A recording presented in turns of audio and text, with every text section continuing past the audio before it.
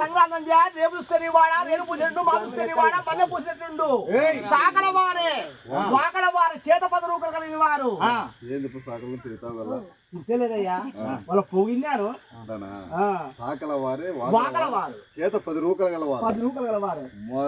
మొకట్లో నీళ్లు మొలపడు అన్నం వాళ్ళకి సౌడుగుతా అదేయా మన పాట కూడా పాట ఉంది అయ్యో టవాలు గిడి చూడు అల్లుడు గిడి మళ్ళీ పాడులే మేము బుద్ధికే వారము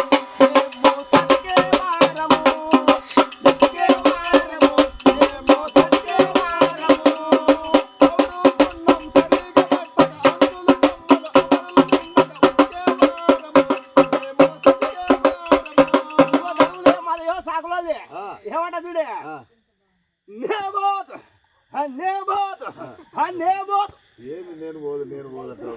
అట్లా కాదయ్యా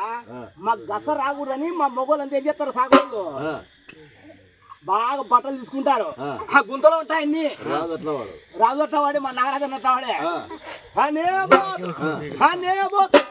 నువ్వు మా వదిలి ఉంటుంది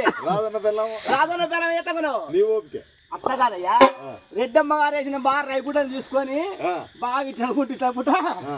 ఏమంటావు నీ ఓపిక అంటారు అదయ్యమ్మ దరువు అట్లాంటి సాగలోని ఈ చల్లని పూట ఎందుకంటే నీళ్ళు రుస్తారక కళాద్రాయ సంగ్రానందయ రాజవేశాబలంగా ధన చిత్రాధీశ్వర మీకు భవ్య తేజంబిచ్చు కరుణ చంద్రుడు మీకు కాంతినిచ్చు అంగారకుడు మీకు మంగళోన్నతినిచ్చు బుధుడు సంబంధించాల బుద్ధినిచ్చు బృహస్పతి మీకు నిర్మల మతయిచ్చు అరే శుక్రుడు మీకు హర్షమిచ్చు మీకు మహాబలం ఇచ్చు శని మీకు సౌఖ్యము చాలనిచ్చు చేతుల్లోకి విఖ్యాతమ్మదగనిచ్చు నౌకరములల్లా ఎలా మీ ఏకదశ స్థాన పుత్ర పౌత్ర భావం కలిగి ధరణి వర్ధిలుడా చెంత రకముగాను